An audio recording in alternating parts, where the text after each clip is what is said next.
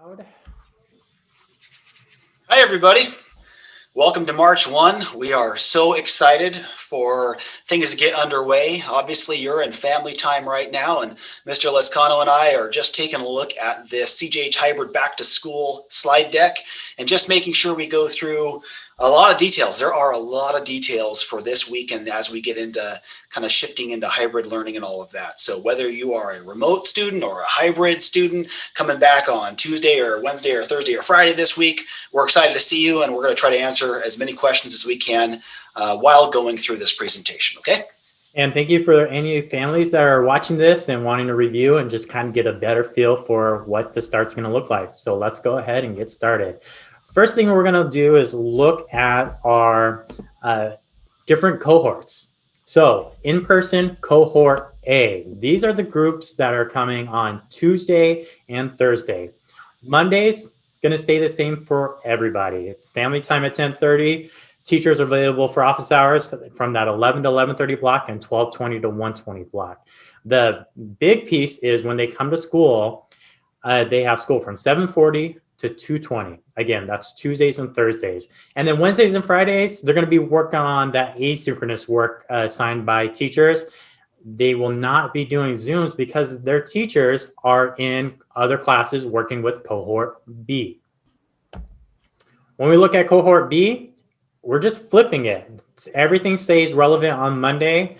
And then when we look at the Tuesday through Friday, in-person cohort B, you're going on Wednesday and you're coming on Friday. And then your Tuesday and Thursday is your asynchronous work. Again, teachers not available by Zoom because they're teaching the cohort A students.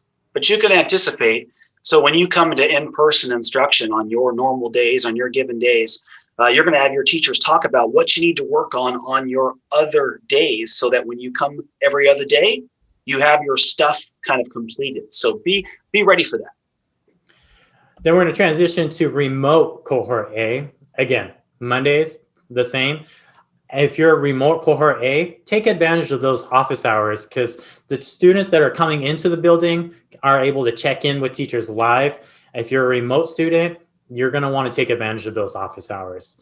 But for remote cohort A, your classes are with cohort A, the hybrid students, on Tuesdays and Thursdays, 7:40 to 2:20. That's a big change. You're used to doing the 3-period day. It is going to be a 6-period day, 4 minutes in between classes. There's a lunch mixed in there as well. So the days are longer. You're going to have to build up your stamina.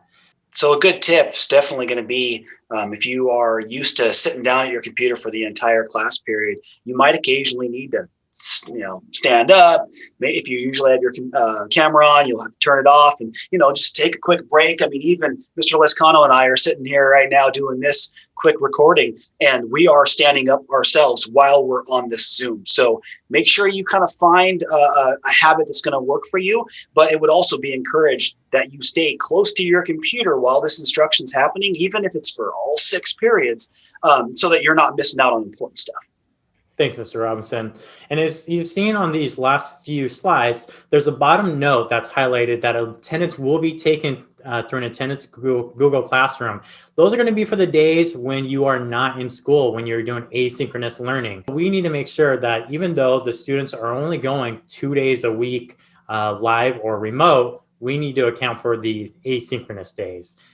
So what that's going to look like and what you've seen this past week is you have gotten an invite to a Google Classroom and it is matching up to your cohort. On the days that you're asynchronous, so if you're a Tuesday and Thursday kid that comes to school or is remote, on Wednesday and Friday, you will go to this Google Classroom. There will be an assignment in there and you will complete that assignment. That will count as your attendance. That's super important so you don't get the phone call that your student was not in attendance. It'll look something like this. There's a blue mark as done button.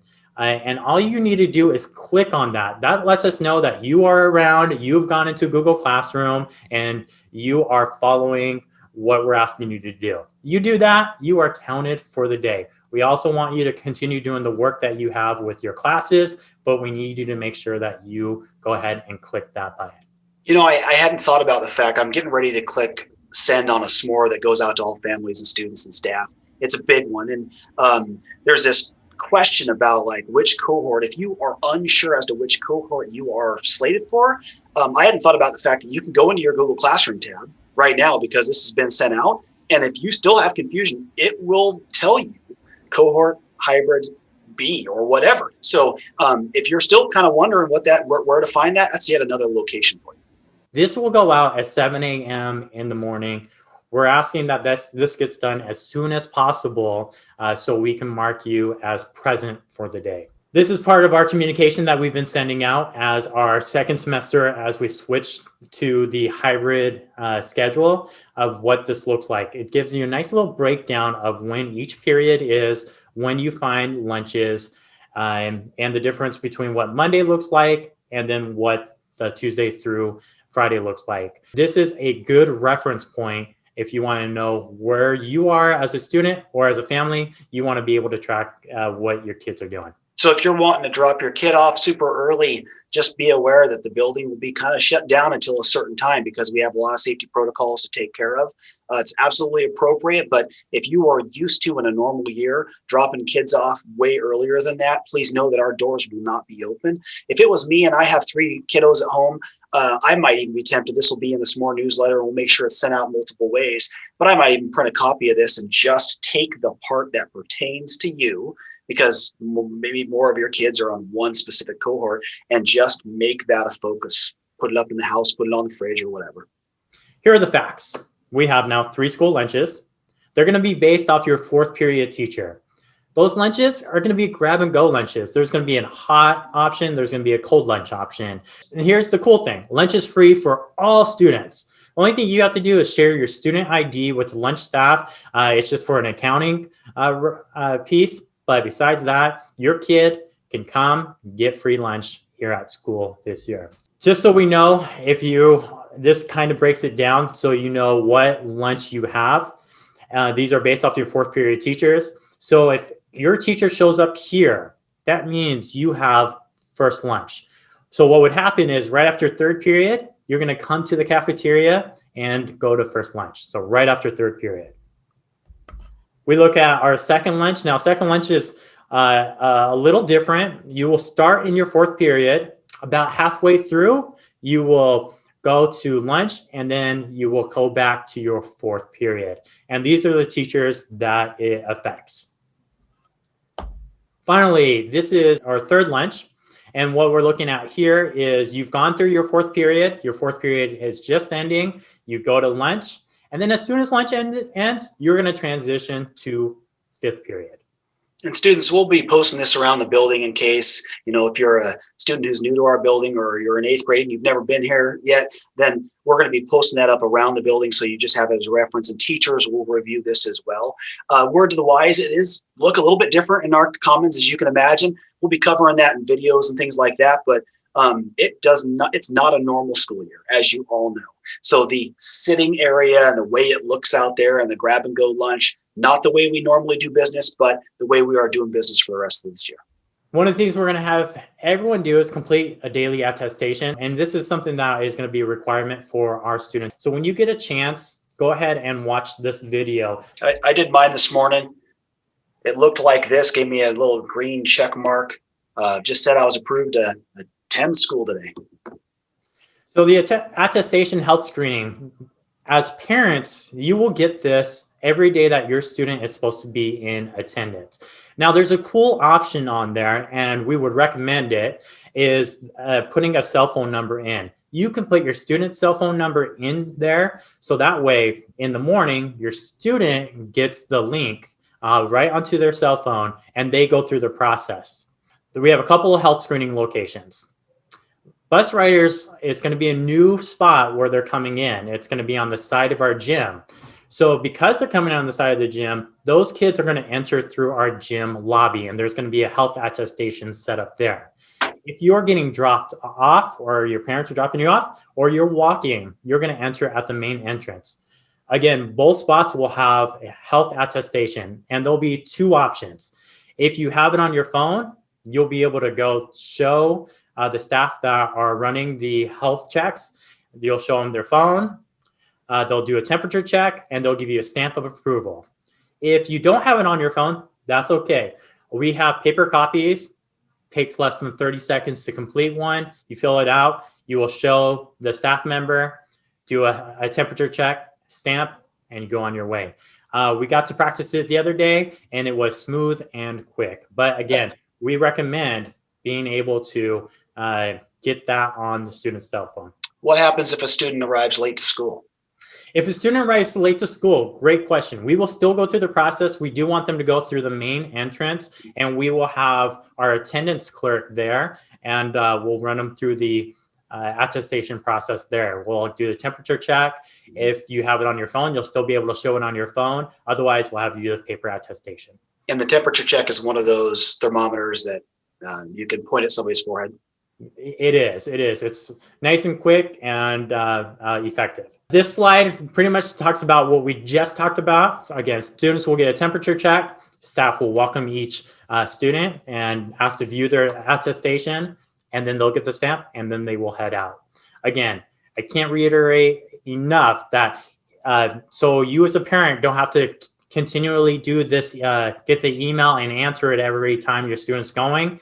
Get it to your student. The more that we can push it onto the students and help support them through that, it'll make a big difference. Well, I feel like getting the text message is a little bit easier to remember. I know that I get mine. I think it's like 4:30 in the morning or so, and it's really nice to have that instead of checking my email, seeing that there was one and all of that, because we know we're getting tons of email nowadays, right? And you will still get an email if you have go to your student's cell phone. Good point. But you can bypass it knowing that your student is completing it. This is what that looks like. You will get an email that kind of looks like this, and then it'll be a link to click into. My suggestion, and I'll go, is when you finish this on the first day that your kid is coming to school, is have them take a snapshot of that final approval, and then they can still use their cell phone to show us that photo. So as you're going through this is kind of what it looks like. It has a few questions. This third snapshot on the right is where you would be able to add your student's cell phone number into. They'll ask them questions about if they've had anything that isn't caused by any other condition for them to check off in here. If there's anything on there where they are clicking on, it will stop them from being able to come into the building. When you are done, you will get a green check mark. Like I said, that first day that you're doing it, have your student take a picture of that and they can show it to us. It is timestamped so we can see that and approve it. If you get the red X, it is meaning your student should stay home. It means they are not healthy enough at this point to be in the building. What will happen is our nurse will give you a call and we'll just make sure everything is okay and go through our protocols. Again, if you feel sick, same information. Make sure that you're calling us too, because we need to make sure we're getting the excused absence set up in there. And then we'll want to make sure, again, the school nurse is following up. A little bit more on meals. Something different this year. Usually our students come into the building. Those who get breakfast will get breakfast and they'll sit down. It's not happening this year. What is going to be happening is students, when they have completed their health check, they will go straight to their class, their first period class. On Mondays, when we send out meals on our buses, there'll be an opportunity to get breakfast. I think 3 breakfasts for the week. And then at the end of the day, we will have breakfast available that any student can grab one, take home for the next morning. So we won't have it available to eat the morning we are here, but they will be available for that next morning. So make sure that your kids are getting up early enough, having some food so they're not hangry by the time we get to lunch. Yeah, so if you end up with third lunch and it's going to be a little while till you are able to have some food during your normal school day, might be important to pack a snack, something like that. Arrival and departure, bus pickup and drop off walkers. I'm going to have this here. So if you go through the slides, you'll be able to look at the bus procedures. There's also bus routes. There's a hyperlink that you can click into if you need some support figuring that piece out. a little bit more information. Again, hyperlink for you to take a look. The big thing is we are having the buses again, side of the gym, coming through the gym lobby, and that'll be where the students pick up their buses as well. And students will need to go straight to class after they arrive. Just a heads up, this same info will be in that SMORE newsletter that comes out. Yeah, the only exception for a class student not going straight to first period is if they have band equipment or sports equipment. We will have, for band equipment, the plan will be for them to go to Mr. Kelsey's room for drop off, and the sports equipment, we are in the final processes of getting that set up, and we will share what that location will be. Perfect. There is a video for riding the bus, so if you want to see what the protocols look like, feel free to watch that video. Drop off and pick up. I'm just going to go over a couple of quick key pieces. Arrival begins at 7:15.